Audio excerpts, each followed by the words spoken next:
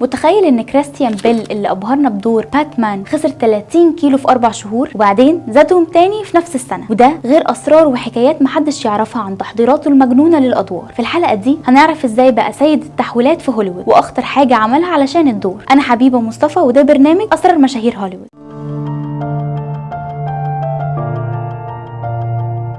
كريستيان اتولد سنة 1974 في ويلز، وبدأ التمثيل وهو عنده 13 سنة في فيلم امباير اوف ذا سان مع المخرج ستيفن سبيلبرغ، واللي أشاد بموهبته وقال إنه عنده مستقبل كبير. لكن الشهرة الكبيرة جات له في فيلم أمريكان سايكو، واللي لعب فيه دور قاتل مهووس عنده اضطرابات نفسية، واضطر يعمل نظام غذائي صارم علشان يبني جسم يناسب الدور، وده كان بداية التحولات اللي عملها في جسمه. لكن الانطلاقة الأكبر كانت مع ثلاثية باتمان ذا دارك نايت، واللي خلت الجمهور يشوف باتمان بشكل مختلف بفضل أداء كريستيان اللي كان معتمد على التفاصيل الصغيره زي تغيير صوته وهو لابس القناع، واللي قال بعدها انها كانت فكرته علشان يدي باتمان هيبه اكتر. كريستيان بيل معروف بانه بيحب يغير جسمه بطريقه خرافيه علشان يناسب الادوار، زي فيلم ذا مانشست اللي خسر فيه 30 كيلو في 4 شهور، وكان عايش على تفاحه وعلبه تونه في اليوم لدرجه انه كان بيغمى عليه في التصوير. المفاجاه انه بعد الفيلم ده اضطر يزيد 45 كيلو علشان دور باتمان، وكان بياكل 5000 سعره حراريه في اليوم، وكان بيتدرب 6 ساعات علشان يرجع لياقته، وده خلاه يدخل موسوعة جينيس كأسرع تحول جسدي في تاريخ السينما. وفي فيلم أمريكان هاسل زاد 20 كيلو تاني، وكان بياكل دونتس وبرجر طول اليوم علشان يبقى شكل النصاب اللي بيلعب دوره، وقال بعدها انه بطل ياكل دونتس تماما عشان بقى بيكرهها. الجمهور والنقاد بقى عندهم ثقة ان اي دور بيعمله كريستيان لازم هيكسر الدنيا، حتى لو كان دور شرير او معقد، وده اللي خلاه اجره يوصل ل 20 مليون دولار في بعض الافلام. حقائق سريعة: الخوف من الطيران. كريستيان عنده فوبيا من الطيران، وبيسافر بالعربية بين الولايات في امريكا حتى لو الرحله تاخد منه ايام، وبيقولوا انه بيخاف حتى من الطيارات الخاصه. تاني حاجه سر الصوت الغليظ لباتمان. الصوت الغليظ اللي عمله الباتمان كانت فكرته، والمخرج كريستوفر نولان قالوا انه اقتنع بالفكره لما شاف ازاي الجمهور كان متحمس ليها في الاوديشن. تالت حاجه كره الشهره. كريستيان بيكره الشهره وبيقول انه ما عندوش اي حسابات على السوشيال ميديا، وبيحاول يعيش حياته بعيدا عن الاضواء، وده اللي خلى ناس كتير تقول انه انطوائي وغريب الاطوار. رابع حاجه اكلته المفضله. كريستيان بيعشق الاكل الهندي، ومراته بتقول انه ممكن يطلب تيكا مسالا كل يوم لو مفيش حاجه تانية تعجبه. بعيدا عن الاكشن والجوائز، كريستيان عنده مواقف انسانيه كتير، زي لما زار اطفال مصابين بالسرطان في مستشفى ببدله باتمان وفضل يلعب معاهم ويتصور علشان يرفع معنوياتهم. وكمان عنده مؤسسه خيريه بيدعم فيها حقوق الاطفال والحيوانات، وبيتبرع بجزء كبير من ارباحه سنويا. في موقف شهير كريستيان دفع تكاليف جنازه مساعد مخرج كان اتوفى في حادث اثناء تصوير الفيلم،